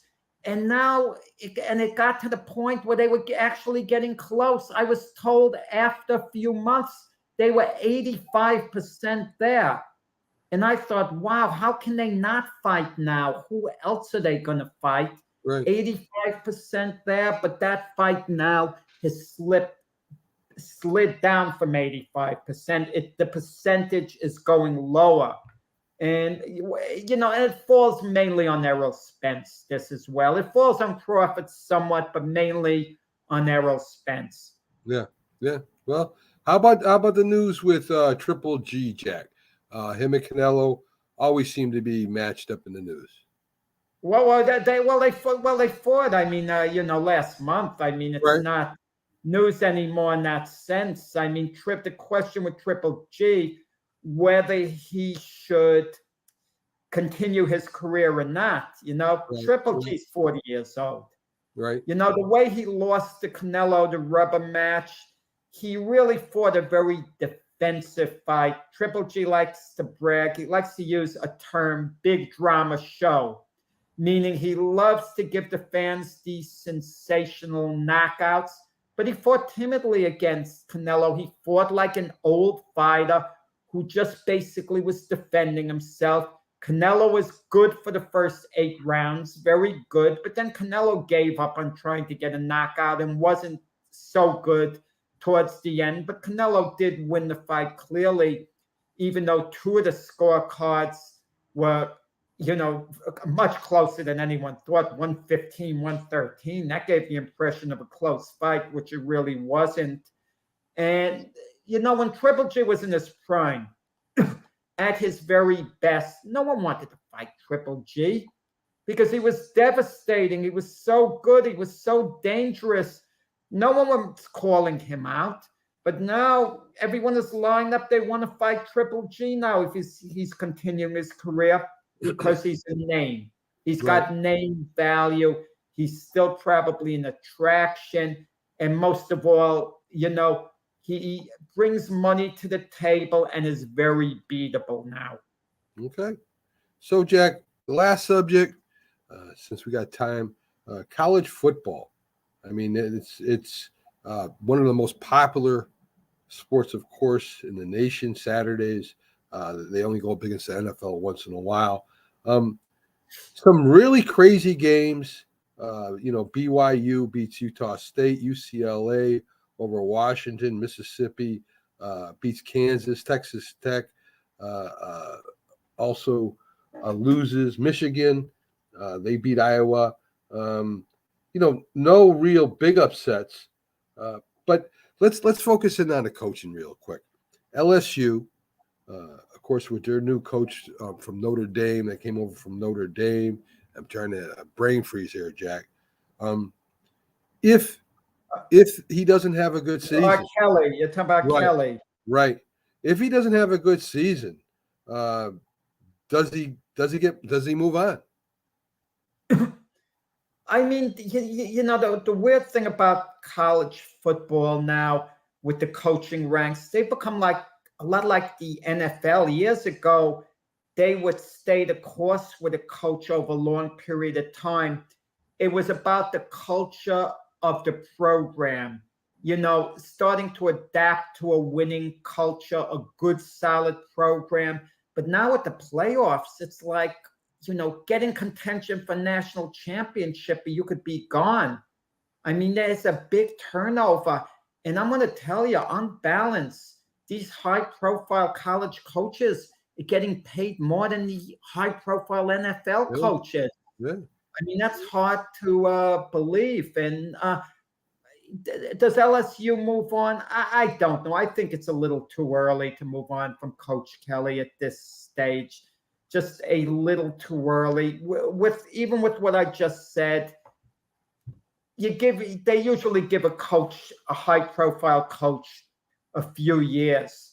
But I'll tell you, a coach's reputation can get tarnished very quickly. You could have a phenomenal career, and you could be in the highest demand and just have one bad stopover, and it could basically put a halt to your career, put you to low level. An example of Urban Meyer. Yeah. Wasn't Urban Meyer a legendary, college coach? Right. With what he did at Florida and Ohio State? Yeah. Then he goes to Jacksonville Jaguars, and it was a fiasco.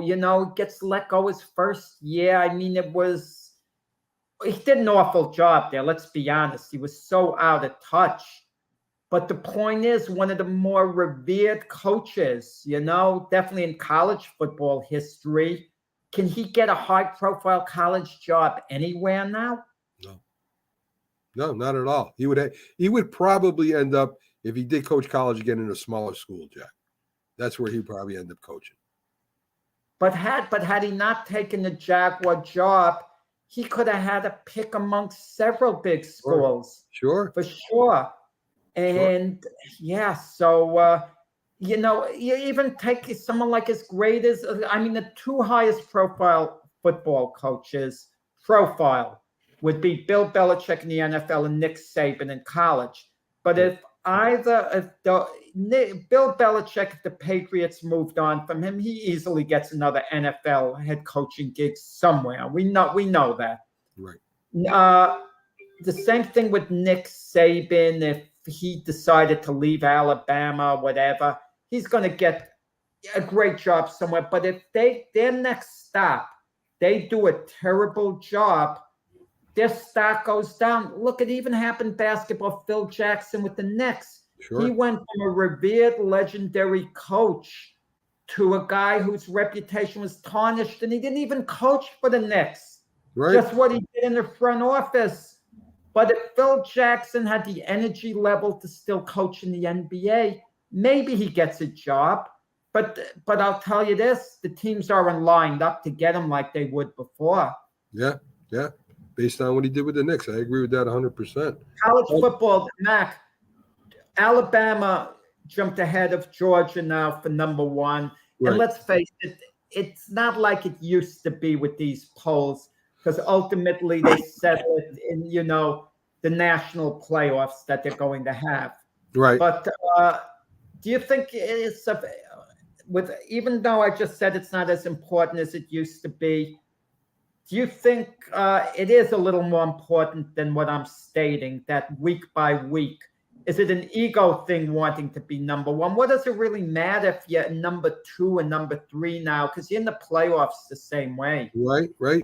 And I think it's the playoffs and the championship mean more than they ever have, right? Because not only can any team get in there and win it, and that Alabama could get knocked out. I doubt it, but they could. I think the season may be taking a hit, Jack. Right? I think that maybe in a certain way, the season isn't as important as it used to be as long as you get in the playoffs. So I see there's somewhat of a change there, especially with the NIL and the portal. You can pick up great players right away. So I think it's changed somewhat in college football, Jack. And it's still a money thing. Certain programs are going to be given the benefit of the doubt when they have to pick teams who are getting the playoffs. Yeah. Because of the profile, Notre Dame always gets preferential treatment. Let's be honest about it. Alabama now would get preferential treatment. Not that they need it. They won't need it because they're good enough to earn it on their own. Georgia, the defending national champions, would get preferential treatment. What do you think about this as a rule? I'm just throwing this out there. Do you want to automatically reward the national champion with a berth in the playoffs for the following season? I don't know. Maybe so, based off what happened the year before, because their recruitment is great, Jack, right? Even if they lose those players, they're going to pick up 4-star recruits right away as soon as they lose them. So I think it does have a bearing. But I'd like to see some of the other big programs get in the mix for the national championship. Would take back to schools like Nebraska, for example. Sure. We don't see that in Nebraska. USC, some of the traditional, powerhouse teams. From a while back. It just seems to be centered on a handful of teams. I mean, this year it's centered around Georgia, Alabama, and Ohio State. Maybe someone else gets in the mix before it's over. But basically, right now, it's coming down, I think, to those 3 teams. Yeah, maybe a Clemson gets in there. They can raise a little hell. Yeah, perhaps. Yeah, so I agree with that. I'm hoping that this is the year of the underdog. I would love to see App State or BYU or somebody like that come in and upset these big teams, but they're just too strong, Jack. They're too big. They're too strong. Yeah, you think of a team like BYU with recruiting. I mean, I think they would have a harder time recruiting kids to come to BYU. You're right. You're talking about, that part of the country coming to Utah as opposed to, a state of Florida. Even though they're students, they're playing football, they think of 2 things. The 5-star recruits are thinking of the NFL, and they're thinking program that could best get them to the NFL. They think of that number one, but they also think about the school where they're going to be living, the campus. And let's be honest, I just mentioned Florida a little while ago. It's more appealing to play in Florida than it would, let's say, in Buffalo, just for weather purposes. And I'm sure that enters into it to a degree, with the recruits. And the education, I think, the educational standards, say like at BYU or Notre Dame, also have them at a disadvantage because they're not going out there just recruiting people that can play football. They're getting people in the school, that are going to graduate. They're not needing any help to graduate, so that puts them at a disadvantage too, Jack. Yeah, definitely, Mac. So, anything else, Jack? I mean, we're up to an hour 43 minutes. Well, I'm going to tell you, you talk about the different sports, and this has slipped a little under the radar. I mean, the hockey season begins soon, but the Islanders, their best player, Matthew Barzal, they signed him to an 8-year extension for $73.2 million. And that's a little over $9 million a year. So it shows you the difference in salaries in the sports. Sure. I mean, an NBA player, we're hearing of these $50 million contracts. And now with Matthew Barzal, we're hearing like a $9 million a year contract. So, there's, quite a difference with that. Sure. I mean, even with hockey and I'm going to tell you too, I mean, there's different news. We talked about LeBron James a little while ago with difficulty with the coaches. It's not always LeBron's fault here because whatever he says in the news sometimes gets magnified, and it's sometimes really not his fault. I mean, an example could be, it's in the news now that LeBron James told the NBA commissioner, Adam Silver, he wants to see an NBA franchise in Las Vegas. Right. Okay, so the initial response is, shut up, LeBron. Stop telling the commissioner's office where to put franchises. But on second thought, LeBron could have just been commenting very nicely. It's something I'd like to see. Just like you or I could say, oh, we'd like to see, there'd be an NBA franchise in Vegas. It wouldn't be headlines if you or I said it. No one would even notice it. And even the people listening, it would go over their heads. Right. But we said, they wouldn't remember. But when LeBron says it, it has like a big impact. So sometimes maybe we could be a little harder on LeBron than we should in certain ways. But then again, LeBron has had a big voice. And at times he has gone a little, too far, I feel. I was just going to say that, Kai. LeBron has dug his own hole, right? So this is what he does. And, people react to him. So. They react. You keep going on social media, keep making remarks. You keep doing some of the things LeBron did, which I disagreed with, even though he's done a lot of good things, a lot of good charitable things. Sure. And kudos to LeBron for, all the good that he has done as well. But you come out with a lot of stuff. You're giving people, reason to comment on it, put it that way. Little news took place. The Kansas City Royals. How do you like that? We're talking about the lowly Kansas City Royals, even though back in 7 years ago they won the World Series. Yeah. And the year before that, 8 years ago, they went to the World Series, lost in 7 games to the Giants.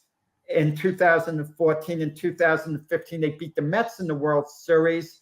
But they've hit rock bottom now. They fired their manager, Mike Matheny, and their pitching coach, Cal Eldred, as soon as the season ended. In all fairness to the Royal organization ownership, the team performed way under expectations. They were terrible. And not that they were expected to have a really good team, but they just, had a terrible year. We thought they had some good young players, and it just didn't work out. But I will say this, okay? I think it was a bit of a classy move by the Royal ownership to wait till the season ended. You hear stories about managers, coaches being fired with 2 weeks left in the season. Let them finish the darn season. Now let them go the distance, Mac. Hear the final bell of the season.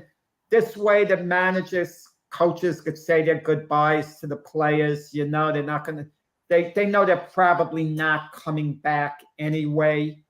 Okay. And I hate when they pull a plug on a manager very late in the season, like with a few games to go. There's no need for that. It's kind of mean-spirited when you do something like that.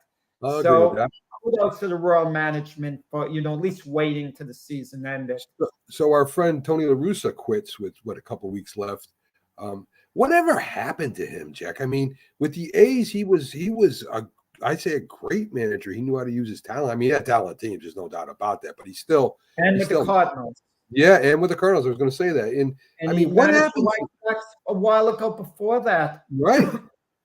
Jerry Reisendorf, the manager of the the owner of the White Sox, and he also owns the Chicago Bulls, is a tremendously loyal guy.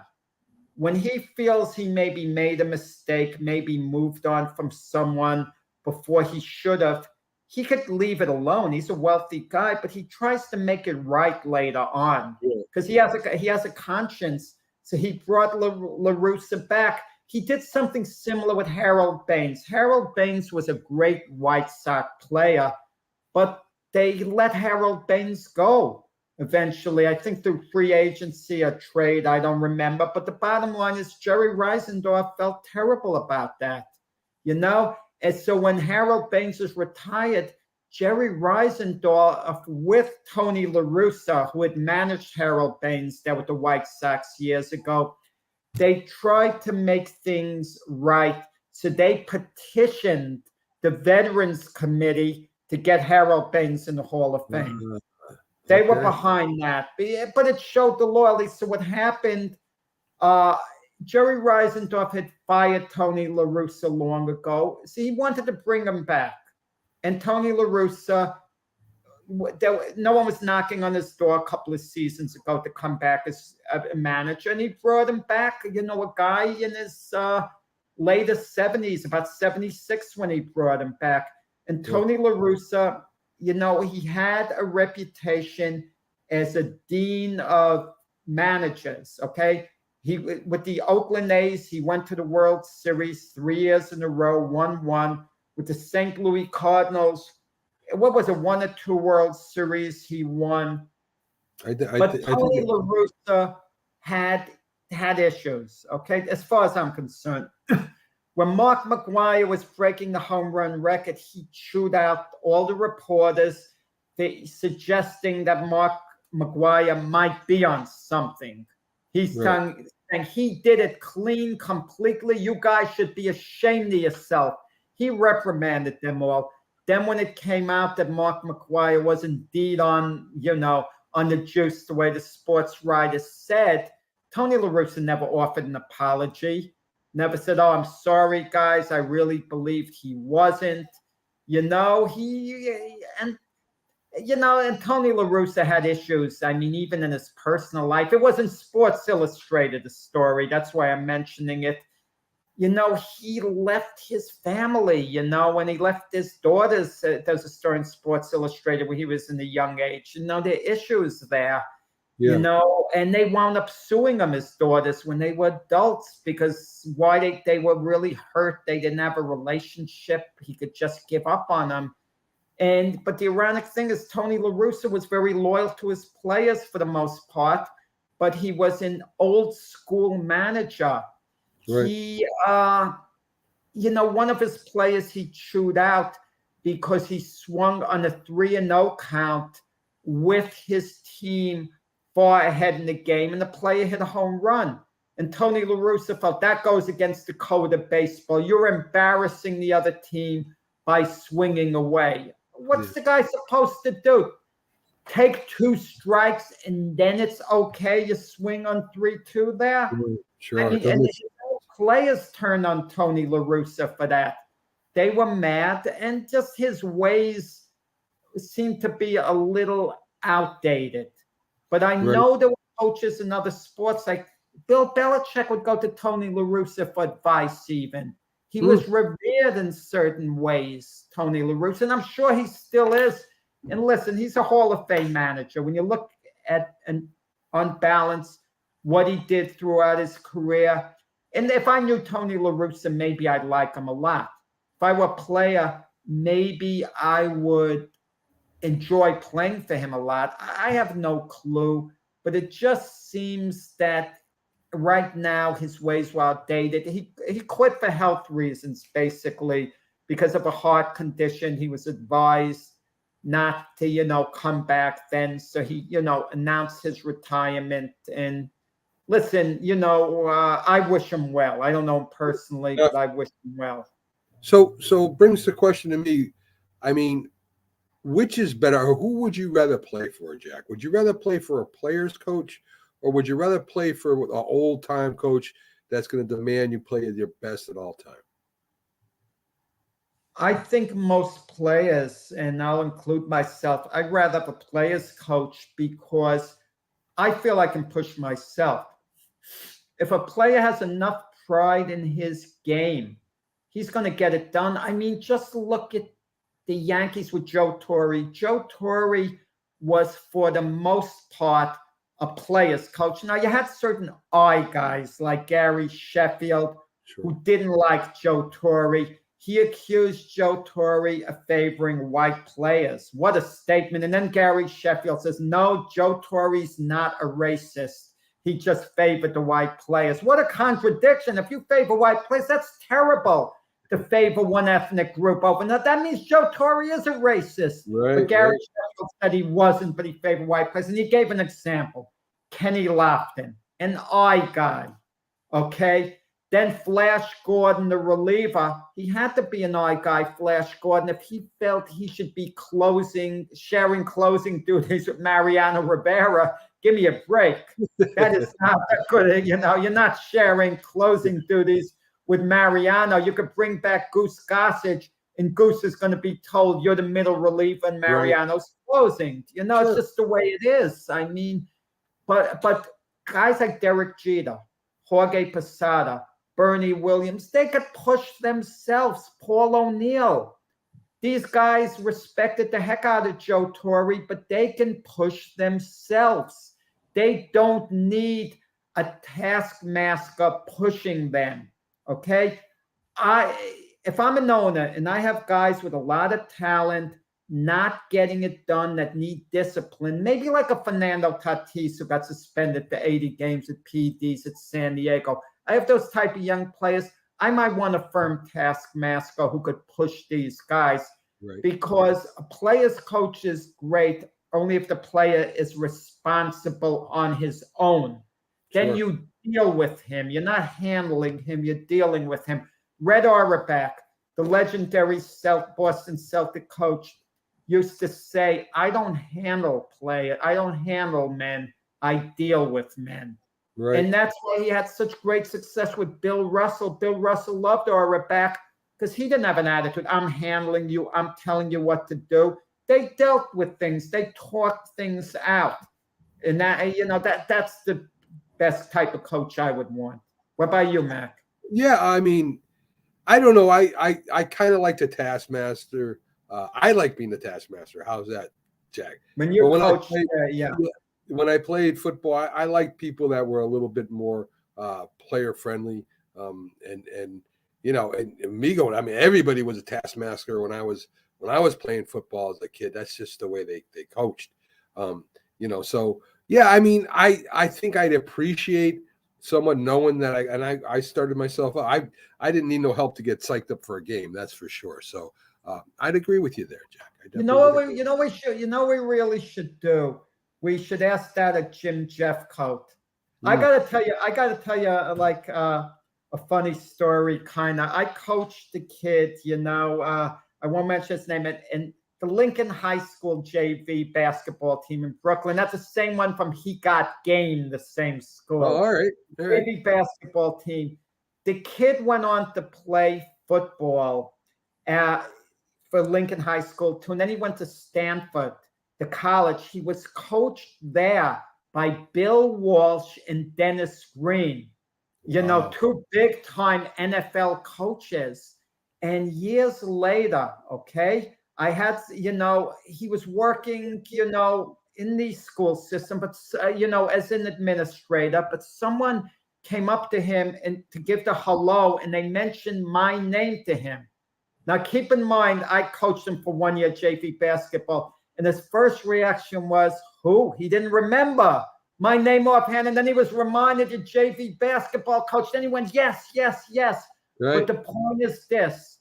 Even though the kid was fresh, in my mind, he'd experienced so much with these legendary coaches that I was just a blip on the radar.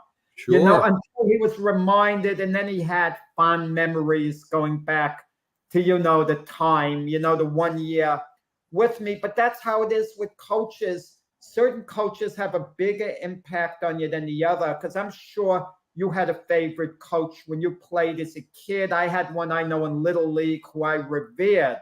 Right. And other coaches I didn't care for. Right.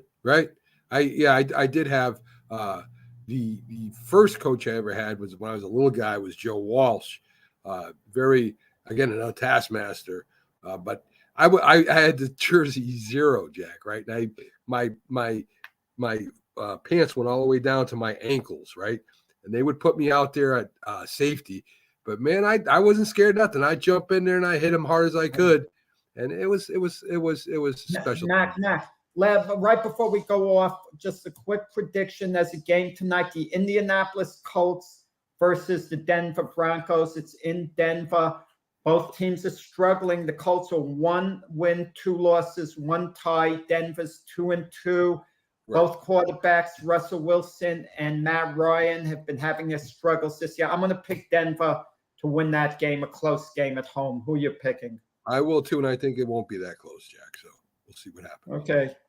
All right, Jack. We made it through 2 hours of and we didn't run out of material either. That's great. When I have you on, I never run out of material, Jack. Mac, we could have, Mac, if I let you go, you would have been talking about the baseball rule changes for an additional hour.